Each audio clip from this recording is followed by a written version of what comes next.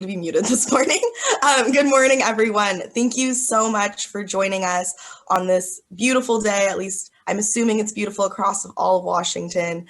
I just wanted to start the morning by welcoming everybody in. My name is Angela Compton. I'm the External Affairs Chair with FutureWise, and I am so excited to be here with you all today. I just want to kind of start with some housekeeping stuff. So for navigating Zoom, it's pretty self-explanatory. If you haven't used Zoom before, we're going to go ahead and mute you. If you have questions, please use the chat function to ask questions. Feel free to use reactions, raise your hand, let us know if you need something. Our team at FutureWise are doing some tech stuff behind the scenes, and they will definitely reach out and assist you with that. So please keep your microphone muted during the presentation. And so I did want to just do a quick land acknowledgement before we got started today by acknowledging that we in the United States are currently on the stolen lands of Native peoples. For those of us that are in the city of Seattle, we are on stolen lands of Coast Salish people, specifically the ancestral lands of the Duwamish, Squamish, Stillaguamish, and Muckleshoot tribes. I'd like to make this acknowledgement to the Native peoples and their lands, and really fight against the erasure of Indigenous cultures and histories, and thank and honor them for their stewardship of our lands. Please join me in expressing our deepest respects and our gratitude for our Indigenous neighbors and enduring their care and protection of our shared lands and waterways. Thank you, Jamie, for putting that in the chat there. We in Washington State have 42 tribes, only 35 of them are federally recognized. If you'd like to learn more, I would really appreciate you looking up and seeing what lands you are on and giving back and learning more about their histories, because they're very deeply rooted in Washington State. And without their protection of our lands, we wouldn't have the beautiful, beautiful country that we have today. And if you look, Jamie just put in the chat, and you can find whose lands you're on now and go ahead and give thanks to them.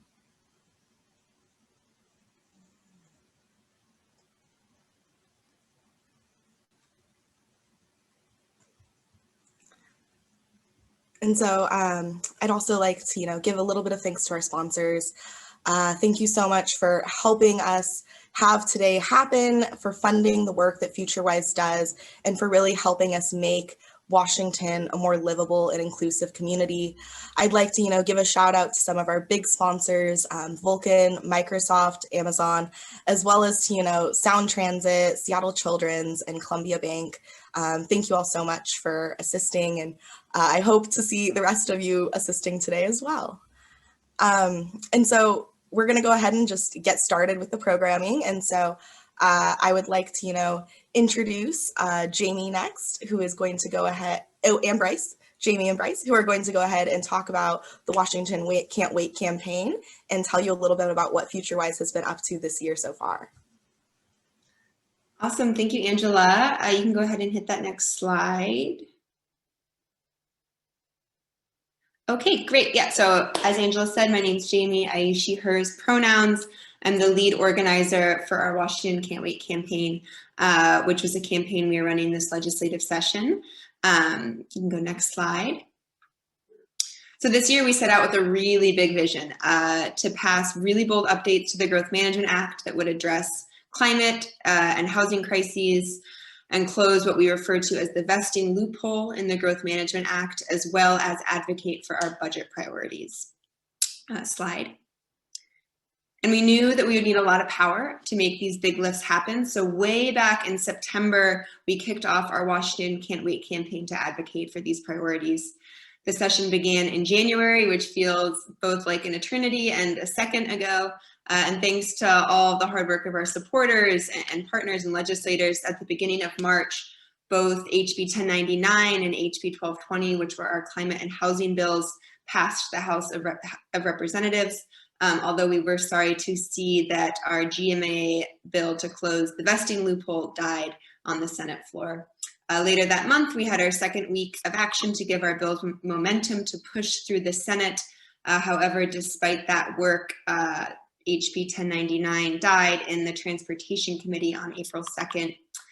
A few days later, HB 1220, which again was our housing bill that would update the GMA housing element to move us closer towards ending race and income-based discrimination in our housing policies, passed the Senate, and Governor Inslee signed it into law just last week, which is just super exciting.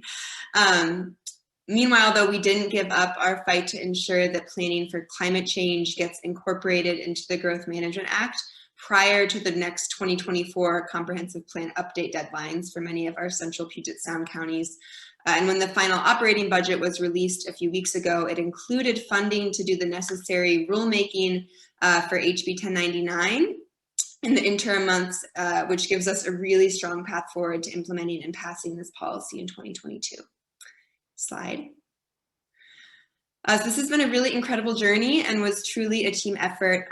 These are some of the biggest bills that FutureWise has ever worked to pass, and these wins didn't happen on their own, but are an enormous testament to the incredible team of staff, board members, partners, and advocates who rallied really tirelessly for this legislation. Over the course of this session, advocates participated in at least 29 virtual lobbying meetings to advocate for these bills with their legislators. We had 115 people sign up to volunteer with the campaign. Over 15,700 email actions were taken. 70 organizations from across the state, everyone from 350 and the Sierra Club and the Audubon to Friends of Clark County, Friends of the San Juans, signed on to endorse our work. We had over 2,000 people on our Washington Can't Wait email list who were getting updates and calls to action every week. And our advocates submitted 31 op-eds across the state, 17 of which were chosen for publication. You can go to that next slide. In addition to those 17 op-eds published by our volunteers, we also had a few published by our partners, one by Sunrise Spokane and another collaboration between the Friends of the San Juans, Resources and Evergreen Islands. Slide, please.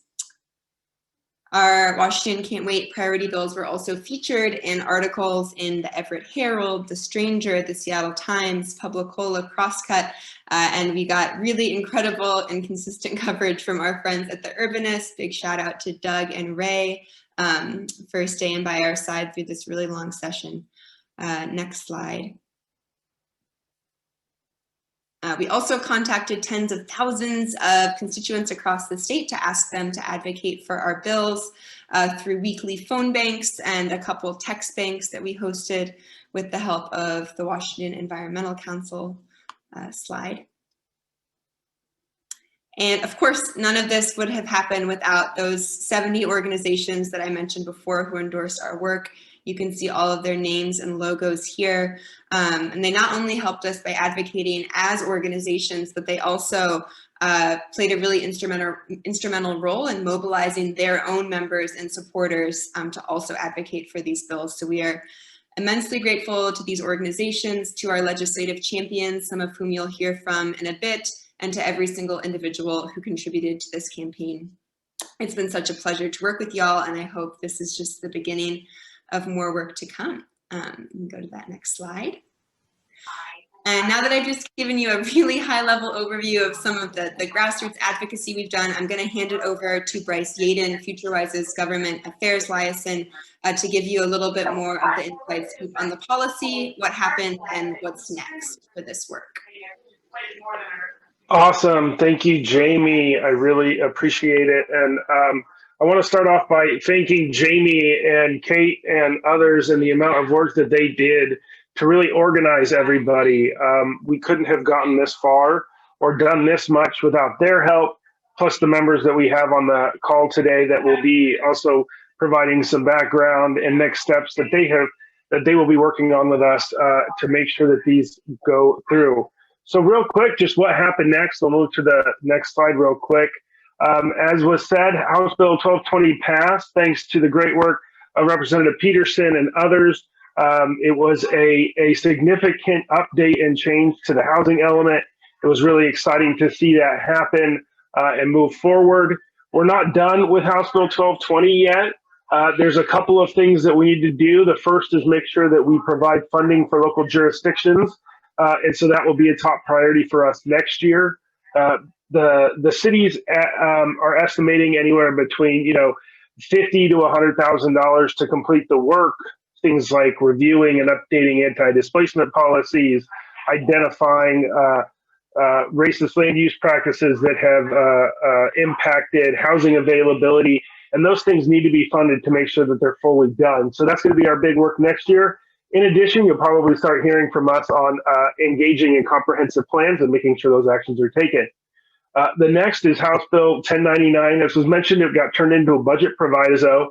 Thanks to Representative Dewar, who's with us today, for all the hard work in moving the bill as far as we got it.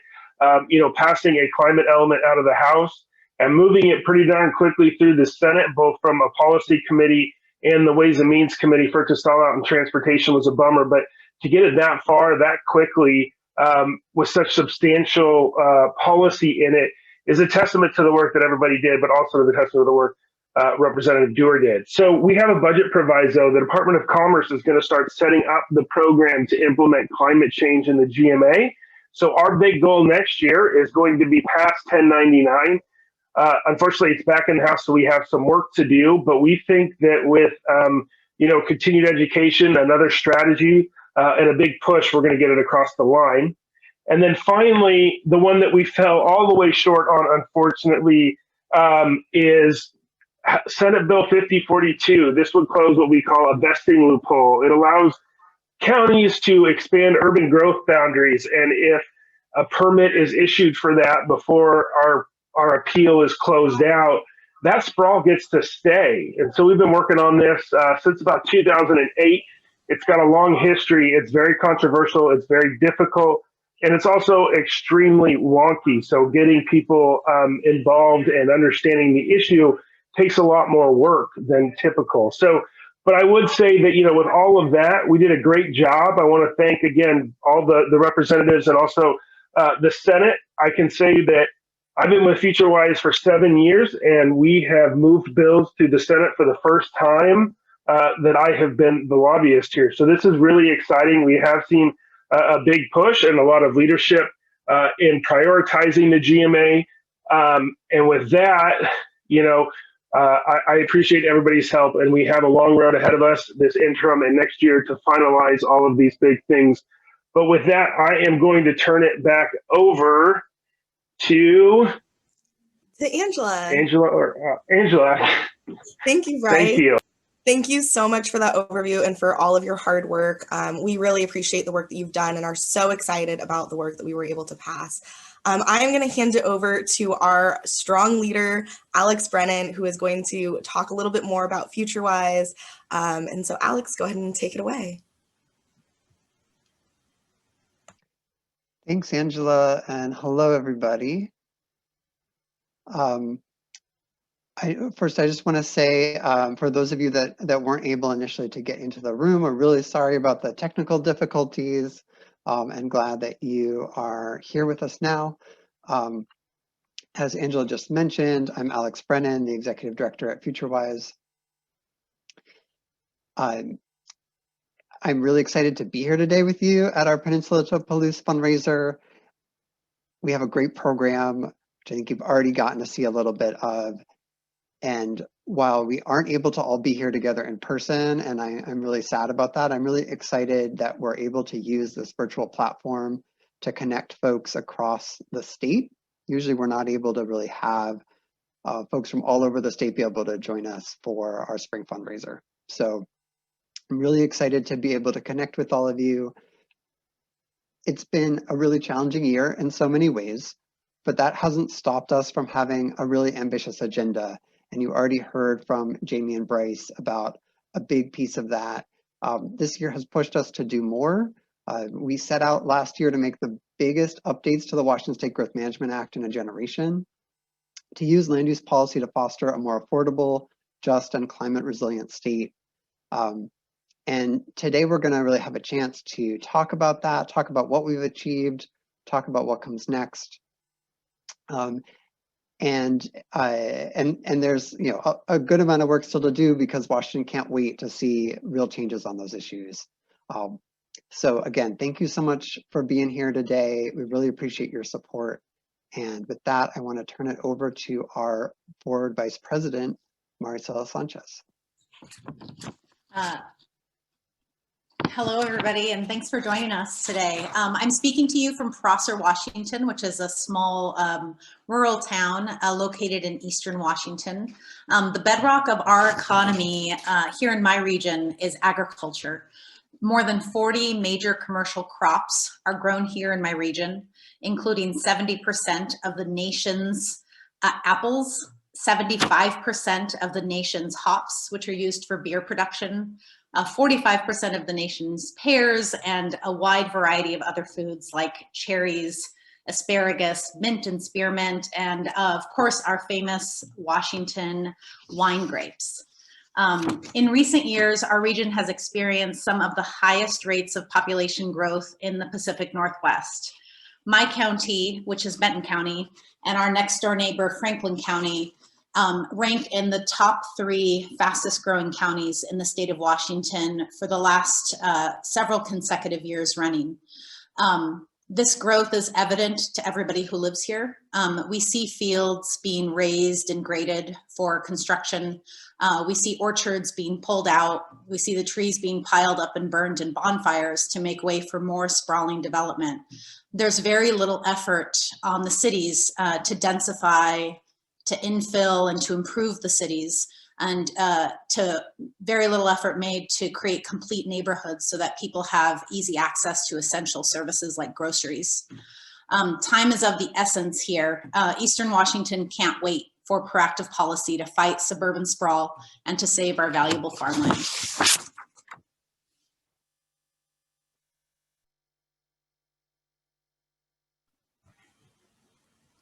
Thank you so much, Maricela. That is so beautiful. And we love your region and really appreciate everything that your region brings to both Washington State and America as a whole. And I am so proud to serve on FutureWise's board alongside you, and knowing that you are here fighting for the community and working to get a more resilient and livable place for everyone. And so with that, we are next going to hear from one of our leaders from the legislature.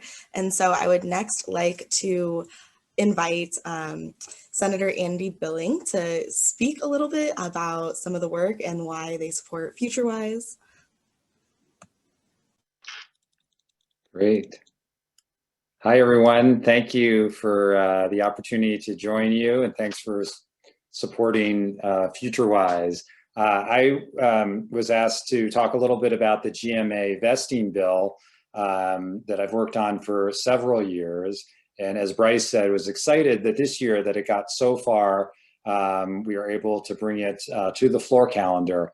Unfortunately, did not have the votes to get it out of the Senate, but it certainly was progress. And I think we have a path to passing it in the next session. So one of the things that's difficult about this bill is that it's hard to explain. So I often talk about bobblehead bills, okay? And these are bills, when you start talking about them and people just start nodding their head like they get it. The GMA vesting bill is not a bobblehead bill. It's the opposite. It's an eye glazer. People's eyes just start glazing over when you start talking about it. Same things with workers' compensation bills. Same effect. It's like a physical reaction they have. They just start zoning out when you start talking about this, if it's not somebody who's sort of in the weeds on this policy. So that makes our job a little bit harder. I don't know that we'll ever turn GMA vesting into a bobblehead bill, and we don't need to pass it.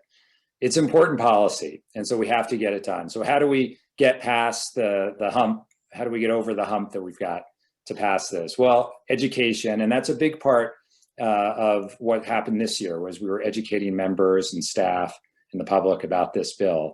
It often takes several years for a bill to pass, a complicated bill, a bill that's hard to explain. So we've got to keep explaining it. I think we need to keep being creative about how we explain it, to talk about it as an anti-sprawl bill. People understand sprawl. Talk about it as a loophole that allows sprawl. And keep talking about examples. So a real world examples of how these loopholes have been used in a way to subvert responsible development and spur sprawl.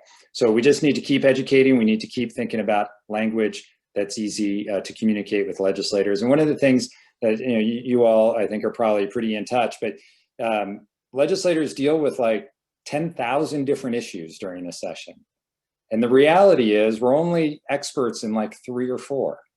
And it's just impossible to be an expert on 10,000 different issues.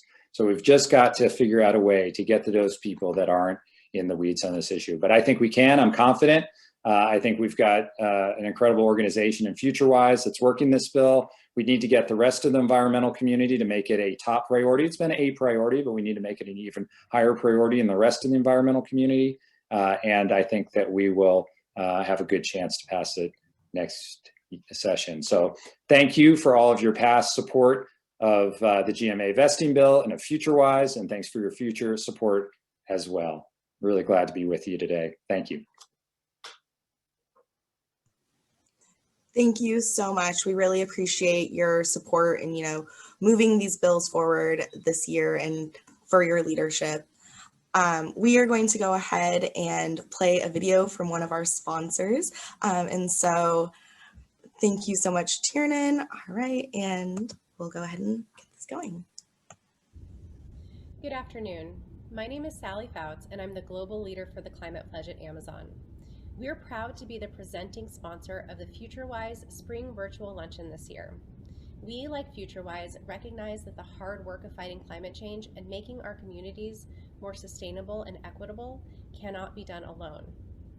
When Amazon co-founded the Climate Pledge with Global Optimism in September of 2019, we called on companies and organizations across the world to join us in reaching net zero carbon emissions by 2040, 10 years ahead of the Paris Agreement. The Climate Pledge invites a cross-sector of companies, organizations, and partners to work together to address the climate crisis and solve the challenges of decarbonizing our economy. A year and a half later, we are proud to have over 100 signatories who have committed to net zero carbon by 2040. Today, we're here to honor the sectors, individuals, and organizations across Washington that are dedicated to building more sustainable communities. It is my pleasure to introduce our next speaker, Washington State Representative Davina Dewar. Representative Dewar serves the 1st Legislative District of Washington and sits on the House Transportation, Consumer Protection and Business, and Local Government Committees. Representative Dewar is a climate champion who partnered with FutureWise to sponsor House Bill 1099, legislation to ensure that Washington communities are planning for climate change. Thank you, Representative Dewar, for your leadership on this critical issue. Please join me in giving Representative Dewar a warm welcome.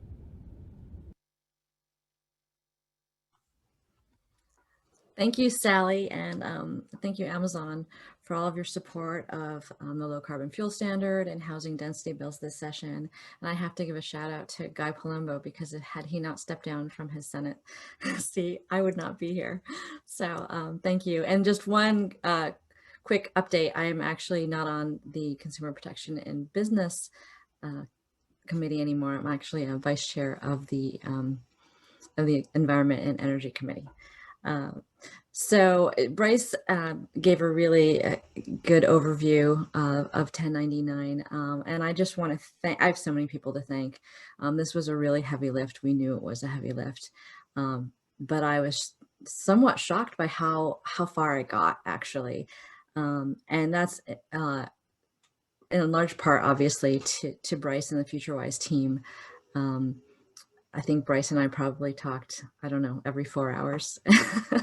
And we did so much work with stakeholders and even got cities and counties on board, which, I can't tell you what a heavy lift that was.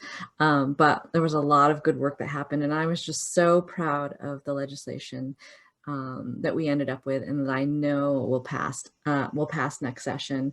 And Danielle also, obviously, Danielle Shaw was a huge help in getting that as far as it got. And I want to thank, I don't know if Joe Fitzgibbon is here, but obviously the chair of the Environment and Energy Committee was instrumental in helping not only get it out of the House, but also ultimately getting the budget proviso, which I think sets us up for next session.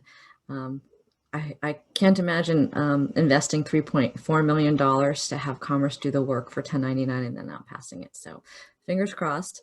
And then a little known fact that sometimes people overlook, Jerry Paulette, chair of the local government committee, he actually helped quite a bit and sacrificed in negotiations in order to get 1099 to get people on board with that, cities and counties. So he doesn't get credit normally, but I want to make sure that people understand that it takes a village to pass such a lofty goal. I'm trying to think what else. I just think we're in really good shape, and the goal of 1099 is to prevent sprawl, and is to get at that 40 to 45% of greenhouse gas emissions that comes from the transportation sector. And I'm really hopeful for next year and excited to partner with FutureWise going forward and getting that bill out of not just the House next year, but the Senate and onto the governor's desk next year. So thanks again, everybody. Thank you so much, Representative Dewar. We really appreciate all of your work and everything that you've done to really help us create the livable Washington that we want to see. These bills are so important and are really, fighting for the future that we all want to see. And so we really appreciate you being here and for all of your support this last year and for hopefully a few years to come, maybe more. So thank you so much. And so next, I would like to invite Kiki Graham, who is the development manager at Vulcan Real Estate, to talk a little bit about, housing justice. And so go ahead and take it over, Kiki. Hi, thank you. I'm Kiki Graham with Vulcan Real Estate. And just wanted to say a couple things here. We're really excited to be bringing our expertise over to Bellevue, participating on the housing roundtable there and looking to help expand growth. I'm mainly here right now because it's my pleasure to introduce Representative Strom Peterson. Representative Peterson represents the 21st District of Washington, serving the communities of Edmonds, Mukilteo, Everett, and Linwood. Representative Peterson serves as the chair of the Housing, Human Services, and Veterans Committee, and as a member of the Capital Budget and Civil Rights and Judiciary Committees. Representative Peterson sponsored House Bill 1220, a housing justice update to the Growth Management Act that will transform Washington communities. House Bill 1220 will ensure that cities are planning for housing affordable to people at all income levels, that cities redress the impacts from historic racist housing policies, and that cities adequately plan for and allow homeless housing and shelters in a majority of the zones. House Bill 1220 will transform how we plan for housing in every corner of Washington. Thank you, Representative Peterson, for your leadership in stewarding this most important bill to the governor's desk.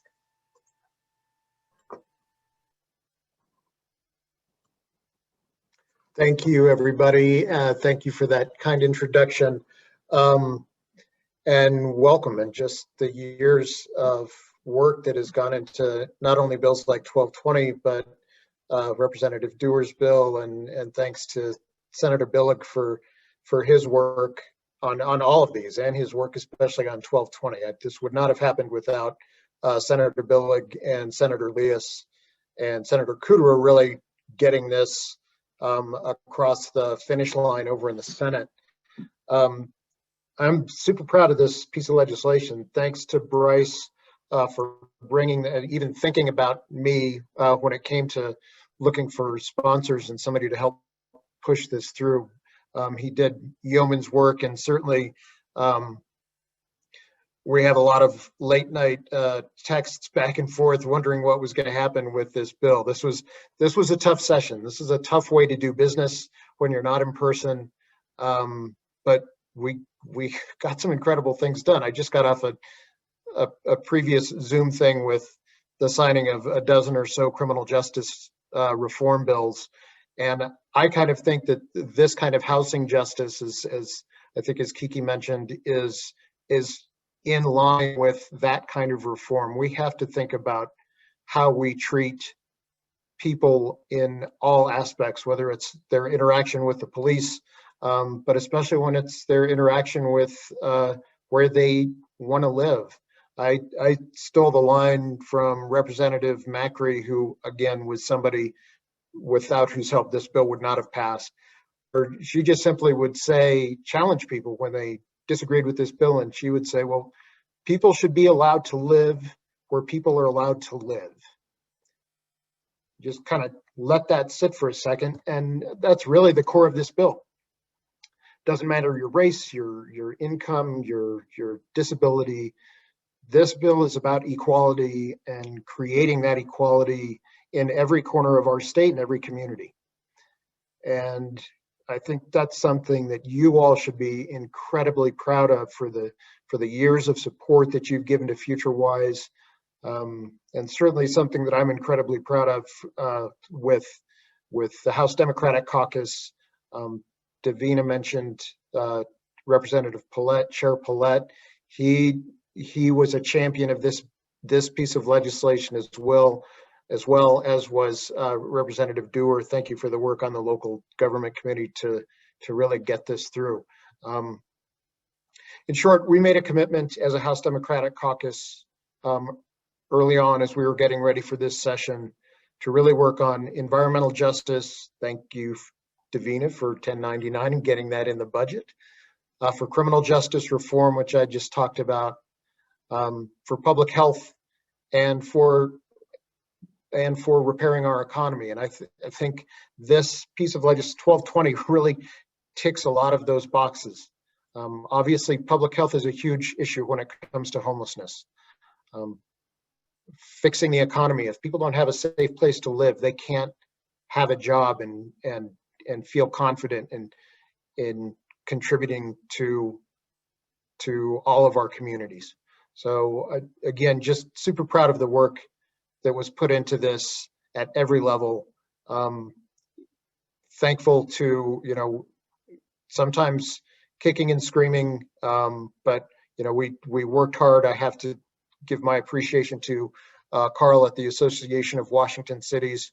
We had a lot of phone calls and a lot of tense negotiations, but he worked hard to get a lot of his member cities to try to understand what we were going for. And this is, again, great piece of legislation, and it wouldn't have happened without everybody that's on this call. And again, just a huge shout out to Bryce for the amount of work that he put into this. So thank you. Looking forward to doing more.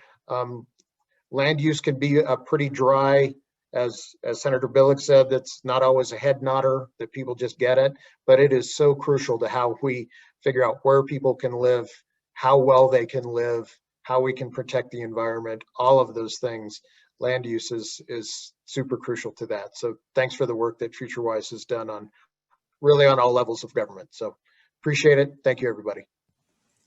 Thank you so much, Representative Peterson, for all of your work on House Bill 1220. We are so excited. It was actually signed into law last week by the governor. So 1220 is real. We are so excited. Thank you so much for your work.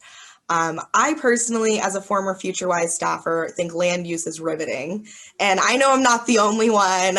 There are lots of wonky people in this meeting today. And so I am excited to introduce a couple other former FutureWise staffers, April Pretney and Patience Malaba, to talk to you guys a little bit more about why you should support FutureWise. So over to you, Patience and April. Thank you, Angela. And once again, I'm Patience Malaba with the Housing Development Consortium of Seattle-King County. I am really excited to join in celebrating FutureWise's tremendous legislative accomplishments this year. But we know that this was made really possible by investing in amazing new staff and expanding the capacity of the organization. So a special shout out to Bryce and Jamie for the work that you've done, and Alex and your team for the work that you have done in leading us through this process. As HDC, we were honored as an organization to partner with you on the Washington Can't Wait campaign. Together, we lifted up our voices in advocating for comprehensive planning processes that will, of course, address the intersecting issues of our time, and that is the housing affordability, climate change, and help undo past harms. And we won. We won for complete communities. We won for livable communities. We only had a brief window to make these big changes to the GMA before our local cities and counties embarked on their next comprehensive plan updates, which of course will lock in policy for the next decade. We still have a lot of work to do here locally. There's a lot of land use work for those of you who are working on this call who are really interested in land use. There's a lot of opportunity for you to be engaging. But I do want to note that thanks to FutureWise's presence, your galvanizing force, and your organizing par excellence, we were able to see these wins. And there's a lot of more work ahead of us that you have begun. At the local level in King County, we have been working with FutureWise on the East Side Housing Roundtable, doing what our organizations do best in partnership, and that is building a coalition of coalitions and a movement for more affordable housing on the East Side. Thank you, Patience, and thank you, FutureWise. Hi, everybody. I'm April Putney. I am a former FutureWise employee like Patience, and currently the Chief of Staff for King County Executive Dow Constantine. And I just want to thank you for all of the work you're doing, particularly the affordable housing work that Patience just mentioned.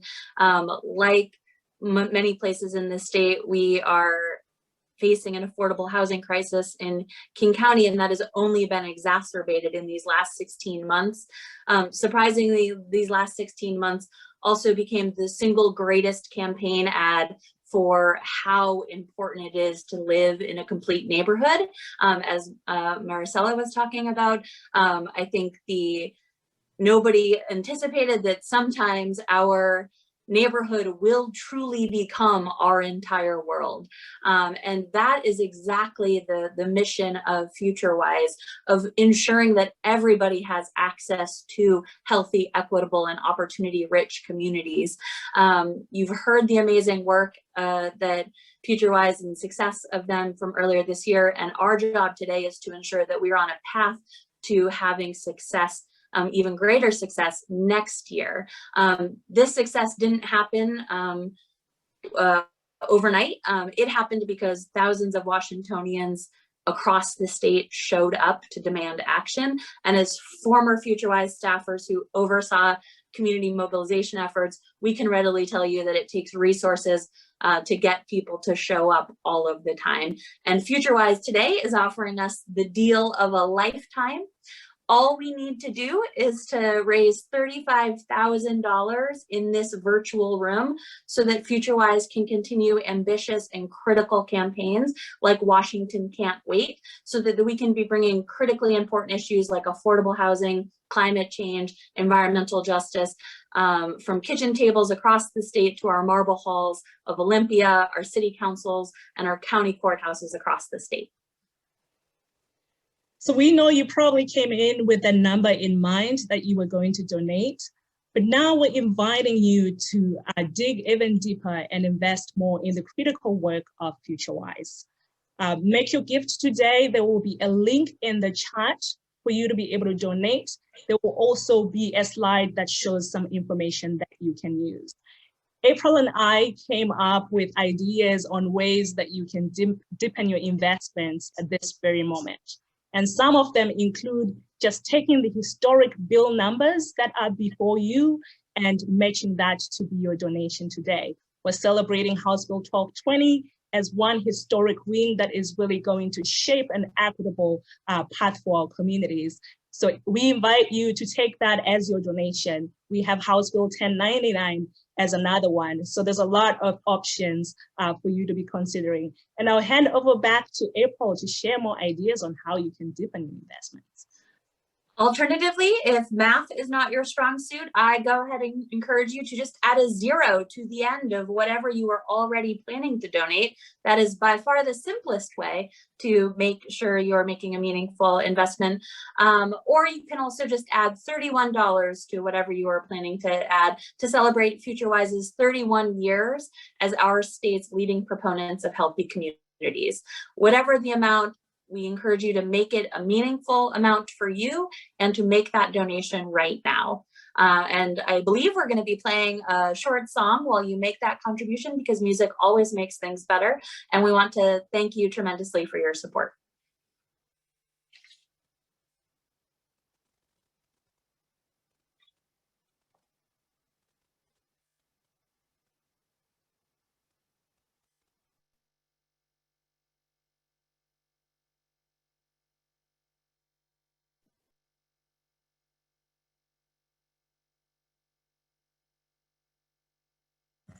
Just one moment. We're having a little technical difficulties getting the music playing.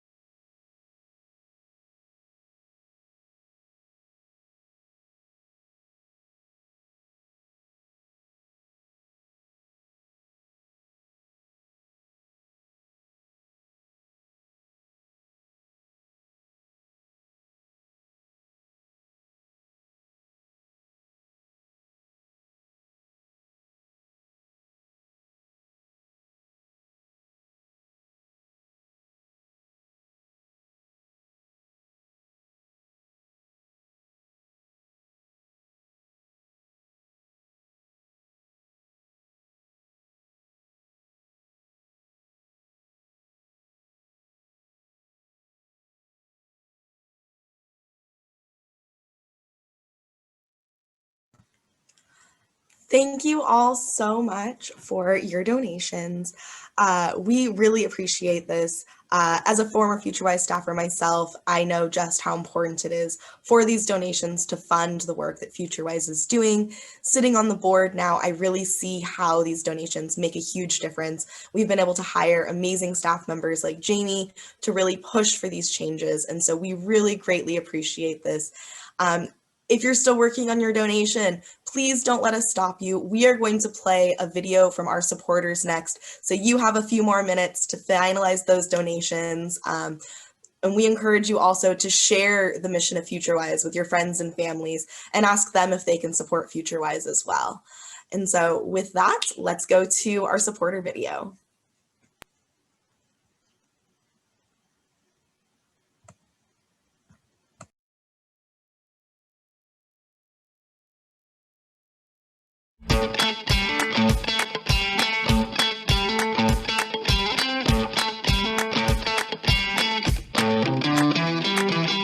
My name is Krista and I'm here in Seattle.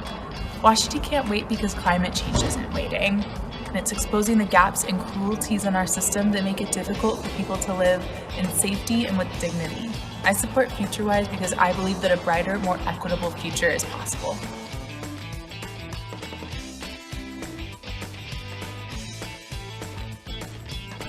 Hi, I'm Sue. We have a farm here in Clark County. We're big supporters of FutureWise because Washington can't wait to protect farmland.